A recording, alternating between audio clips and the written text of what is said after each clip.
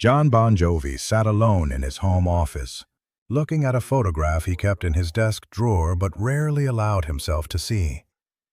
The image was faded now, colors bleached by time, showing 5 teenagers in 1978 on the streets of Perth Amboy, New Jersey. They were laughing, young and certain they would be friends forever. Jon recognized himself immediately, the skinny kid with the guitar. Next to him was Bobby Marciano, his best friend from age 7, the brother he had chosen when biology had not provided one. The other 3 faces were equally familiar, equally distant now. He could not remember the last time he had spoken to any of them. This was Jon's biggest regret. Not the career choices he had made, not the albums that underperformed or the tours that exhausted him, not even the vocal damage that had stolen his instrument. His biggest regret was the people he had left behind on his way to becoming Jon Bon Jovi. The people who had shaped him, believed in him, and been quietly erased from his life by the machinery of fame and the distance success creates. This is the story of who Jon Bon Jovi left behind, and what it cost him to realize too late that some losses matter more than any achievement. Jon Bon Jovi was born John Francis Bon Jovi Jr. in 1962, and his childhood in Perth Amboy was defined by community in a way that would become impossible to replicate once fame arrived. The neighborhood was working-class Italian and Irish families, people who knew each other's business and looked out for each other's kids. Jon's father, John Sr., ran a barber shop that was less a business than a gathering place, where men came as much for conversation as haircuts. Jon's mother, Carol, worked multiple jobs, but always made time for neighborhood kids who needed feeding or a place to be. Bobby Marciano lived 3 houses down. He and Jon met on the first day of 2nd grade and became inseparable immediately. Where Jon was ambitious and driven, Bobby was steady and loyal. Where Jon dreamed of escape, Bobby dreamed of belonging. They were perfect complements, and for over a decade, they were brothers in everything but blood. Bobby was the first person Jon played guitar for, the first person who said, "You're going to be famous someday," with absolute conviction. There were others in their circle, Tommy D'Angelo, who taught Jon his first chords, Maria Santos, Jon's first girlfriend, who kissed him behind the high school and told him she believed in his music, even when he did not believe in himself. Anthony Ritchie, who worked at his father's auto shop and gave Jon rides to gigs when he had no transportation. These were not casual friendships. These were the people who had formed Jon's understanding of loyalty, community, and what it meant to matter to someone beyond what you could do for them. Jon's ambition was always apparent. Even as a teenager, he was relentlessly focused on music, on making it, on getting out of Perth Amboy, not because he hated it, but because he knew staying meant choosing a life that felt too small for what he carried inside. His friends understood this about him. They cheered his dreams. They came to his early performances in bars and VFW halls. They helped him load equipment, spread word about shows, believed in him when the music industry did not. But ambition creates distance even before success arrives. By the time Jon was 20, he was spending less time in Perth Amboy and more time in New York and recording studios. His friends were starting adult lives, getting jobs, marrying local girls, having kids. Jon was still chasing a dream that required him to leave them behind, emotionally, if not yet physically. The gaps in communication grew. Weeks between calls became months. Promises to visit became excuses about being busy. Then 1986 arrived. Slippery When Wet made Jon Bon Jovi a global phenomenon. Suddenly, he was not just leaving Perth Amboy, he was gone, elevated to a realm of fame and wealth that made his old neighborhood feel like a previous life, rather than home. The transformation was swift and total.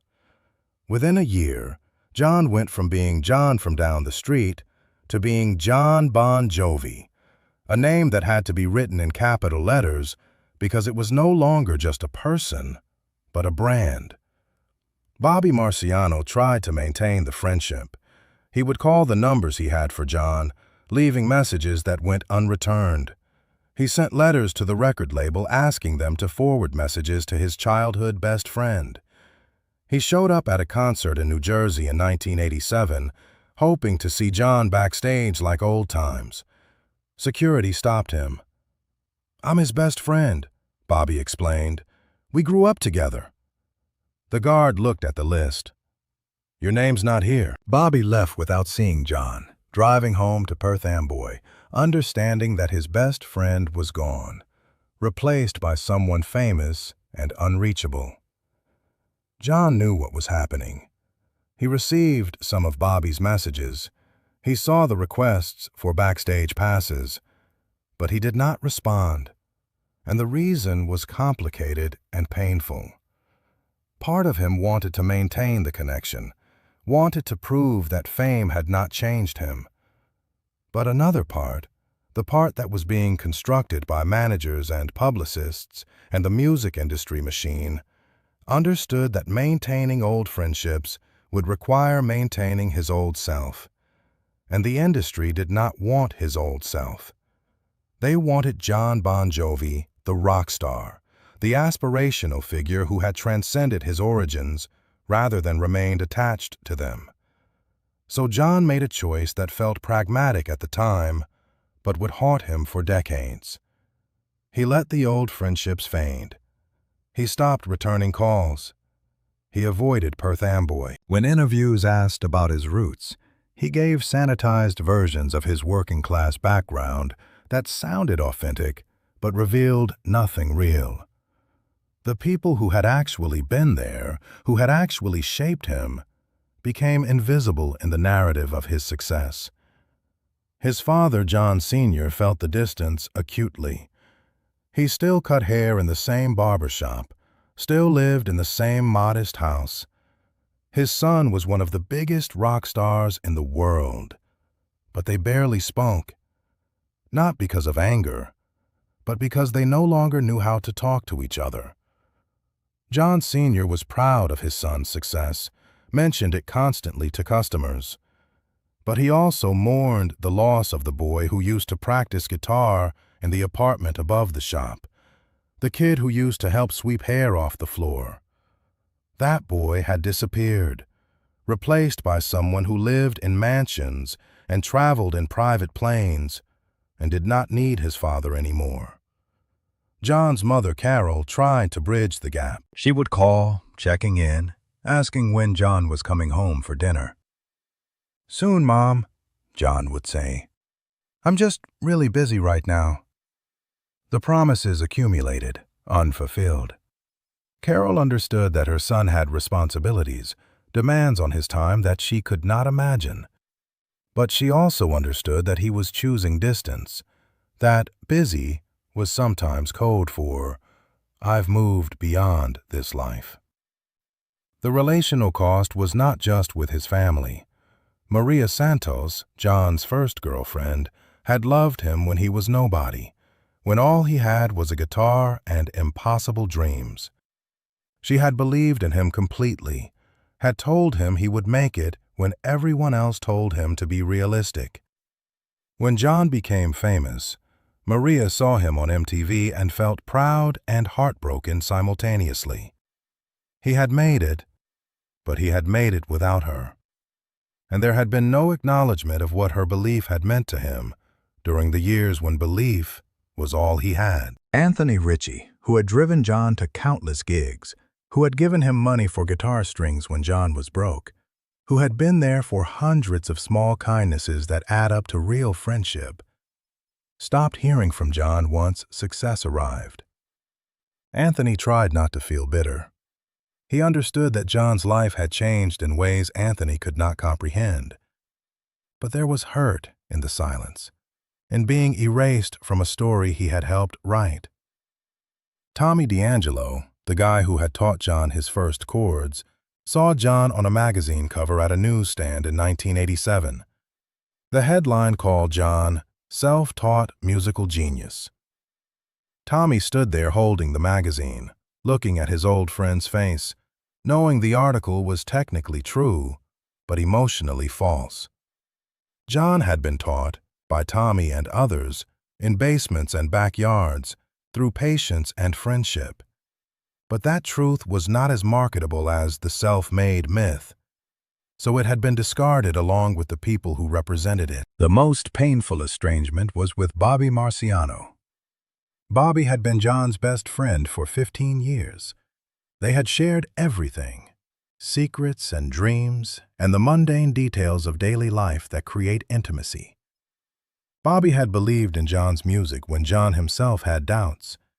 He had been there for every early triumph and failure, had celebrated the small victories that preceded the big ones. When Jon became famous, Bobby waited for the moment when his best friend would reach back and say, "Come with me, share this with me, you were part of getting here." That moment never came. Instead, Bobby watched from Perth Amboy as Jon's life became a spectacle on television and magazines, a story Bobby was no longer part of. He watched Jon give interviews talking about his journey as if it had been a solo endeavor. He watched Jon credit producers and band members and industry executives who had known him for months, while Bobby, who had known him for a lifetime, became invisible. In 1992, Bobby stopped trying. He packed away the photographs of himself and Jon, the old tickets from early shows, the guitar pick Jon had given him saying, "When I make it, this will be worth something." Bobby got married, had kids, built a life in the same neighborhood where he and Jon had grown up. He did not speak badly of Jon. When people asked if he knew Jon Bon Jovi, Bobby would say, "We used to be friends, long time ago," and change the subject. Jon heard about Bobby's wedding through his mother. "You should call him," Carol said.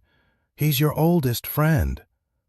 Jon said he would, but he did not.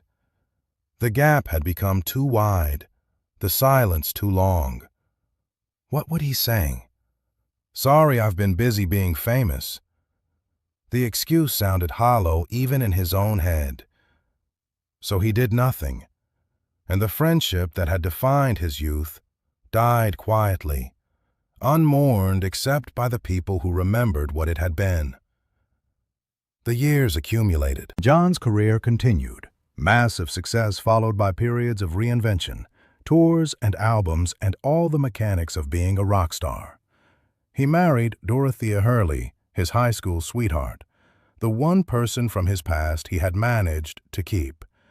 Dorothea understood what success had cost him relationally, but she also understood that Jon was deeply conflict-averse when it came to examining his own choices. When she suggested he reach out to old friends, Jon would become defensive. "They don't understand my life now," he would say. "It's better to leave it in the past." But the past did not leave him. In 2007, Jon's father, Jon Sr., died of lung cancer. Jon had been touring when his father got sick, and by the time he made it home, Jon Sr. was barely conscious. Jon sat by the hospital bed, holding his father's hand, wanting to say everything he had not said over the years. The distance, the missed phone calls, the way success had created a chasm between who Jon was and who his father had been. But Jon Sr. could not respond, could not offer forgiveness or understanding or even acknowledgement. At the funeral, Jon saw people he had not seen in decades. Bobby Marciano was there, looking older and tired, wearing a cheap suit. Their eyes met across the church, and for a moment, Jon thought Bobby might approach him. But Bobby just nodded and looked away.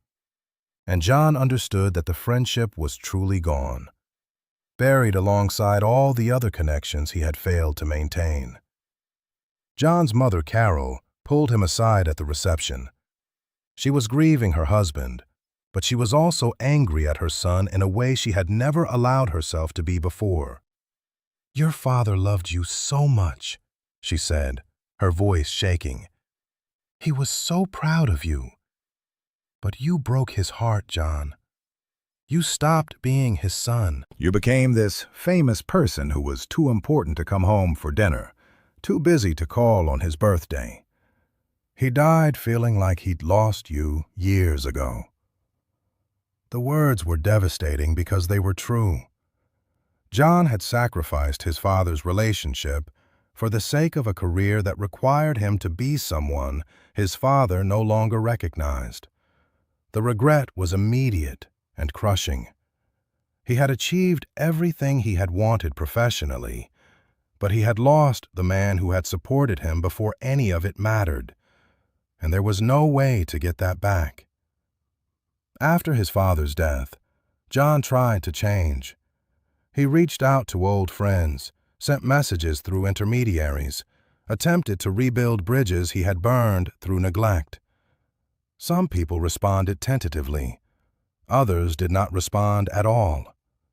Anthony Ritchie, who Jon tracked down through Facebook, sent back a polite but distant message. "I'm glad you're doing well. I wish you the best." The subtext was clear. You don't get to disappear for 20 years and then resume friendship when it's convenient for you. Tommy D'Angelo accepted Jon's invitation to lunch in New York. They sat in an expensive restaurant, Jon picking up the check, and tried to reconnect. But the conversation was stilted, awkward. They no longer knew each other. The boy who had taught Jon guitar and the rock star sitting across the table were strangers connected only by memory. Tommy left the lunch feeling sad rather than restored. Sometimes you cannot go back, Jon realized. Sometimes the loss is permanent. Bobby Marciano was the hardest. Jon tried multiple times to reach him, leaving voicemails, sending letters. Bobby finally responded in 2010 with a handwritten note. "I don't need a famous friend," Bobby wrote. "I needed my best friend 20 years ago when I was getting married, when my first kid was born, when my mom died, when life was hard and scary. You weren't there for any of that. So I don't know what you want from me now." Jon read the letter over and over, each time feeling the weight of what he had sacrificed without fully understanding the cost. Bobby was right. Jon had not been there. He had been performing, recording, living a life so removed from Bobby's reality that they might as well have existed on different planets. And now Jon wanted forgiveness, reconciliation, some acknowledgement that the old friendship mattered. But Bobby did not owe him that. No one did. The cruel irony was not lost on Jon. He had spent decades singing about loyalty, community, holding on. Living on a Prayer was about Tommy and Gina, two people who stuck together through hardship. Who Says You Can't Go Home was about maintaining connection to your roots. Jon's entire catalog was filled with songs celebrating the values he had personally failed to live, the relationships he had personally destroyed in pursuit of success. Dorothea tried to help him process the guilt. "You made choices," she said. "They were the choices you thought you had to make to have the career you wanted. Maybe they were the wrong choices, but you can't undo them. All you can do is be different going forward." But Jon was not sure he could be different. The pattern had been set so deeply, the distance so thoroughly established, that returning felt impossible. In 2013, Jon started the Jon Bon Jovi Soul Foundation, focusing on homelessness and poverty. On the surface, it was about giving back, about using his resources to help people in need. But on a deeper level, it was penance, an attempt to compensate for the specific people he had failed by helping generic others. He opened community restaurants where people experiencing hardship could eat with dignity. He built affordable housing. He funded programs for veterans and at-risk youth. The work was meaningful and made real difference in people's lives. But it did not fill the hole left by Bobby Marciano, by his father, by the community he had abandoned. You cannot mass-produce the intimacy of actual friendship. You cannot philanthropy your way out of specific personal failures. In 2016, Jon was back in New Jersey for a show. On impulse, he drove to Perth Amboy, to the old neighborhood he had avoided for years. The barber shop where his father had worked was gone, replaced by a cell phone store. The house where he had grown up was occupied by a family who did not know who he was. The streets were both familiar and foreign, changed by time, but still recognizable. Jon drove past Bobby Marciano's childhood home. Bobby no longer lived there, had moved to a suburb 20 miles away. Jon considered trying to find him, knocking on his door, attempting one more time to resurrect something long dead. But he did not. What would be the point? Bobby had built a life without him. They were both different people now, shaped by the decades they had spent apart. As Jon sat in his car on that street in Perth Amboy, he finally understood what his biggest regret really was. It was not that he had become famous or successful. It was not even that fame had required sacrifices. It was that he had chosen professional success over personal connection, had prioritized the opinion of strangers over the love of people who had known him before the fame, before the money, before any of it mattered. He had left behind Bobby, who had believed in him unconditionally. He had left behind his father, who had wanted nothing more than a son who came home for Sunday dinner. He had left behind Maria, Anthony, Tommy, and dozens of others whose names he could barely remember, but whose early support had been essential to everything that followed. He had treated the people who had formed him as expendable, as collateral damage in his pursuit of a dream that required him to become someone they no longer recognized. Today, Jon Bon Jovi is in his 60s. He still performs, though his voice is not what it was. He still tours, still makes albums, still lives the life of a rock star. But privately, he carries the weight of knowing that his biggest regret is not about music or career or choices made in the studio or on stage. His biggest regret is about the people he left behind on his way to becoming famous, the relationships he failed to maintain, the love he took for granted until it was gone. He thinks about Bobby Marciano sometimes, wonders what his old best friend is doing, whether he is happy, whether he ever thinks about the skinny kid with the guitar who promised they would be friends forever. Jon thinks about his father, who died feeling abandoned by the son he had supported through every early struggle. He thinks about all the people who were erased from his story because their presence complicated the narrative of self-made success. Jon Bon Jovi achieved everything he set out to achieve professionally. He became a rock legend, sold millions of albums, filled stadiums around the world. But he did it by leaving behind the people who had shaped the person capable of that achievement. And that loss cannot be recovered, cannot be compensated for, cannot be undone by late-life gestures or financial generosity or attempts at reconciliation that come decades too late. The people he left behind went on with their lives. Bobby Marciano is a grandfather now, living a quiet, ordinary life in New Jersey. Tommy D'Angelo still plays guitar, teaching kids in the same neighborhood where he once taught Jon. Maria Santos married someone else, raised a family, built a life. Anthony Ritchie runs his father's auto shop. They do not spend their time resenting Jon or mourning the old friendships. They simply exist without him, which is perhaps the saddest outcome of all. Because the deepest regret is not about losing something dramatic. It is about losing something essential through your own neglect, your own choices, your own failure to recognize what mattered most until it was too late to matter anymore. Jon Bon Jovi's biggest regret is not what he did or did not do in his career. It is who he left behind and the realization that some losses are permanent, some damage cannot be undone, and some people will never forgive you, not because they hate you, but because they have simply moved on without you. And that is the regret he carries still, every time he performs to thousands of strangers, while the people who knew him best remain absent from his life, living in the places and relationships he abandoned in pursuit of a dream that cost him more than he ever imagined it would.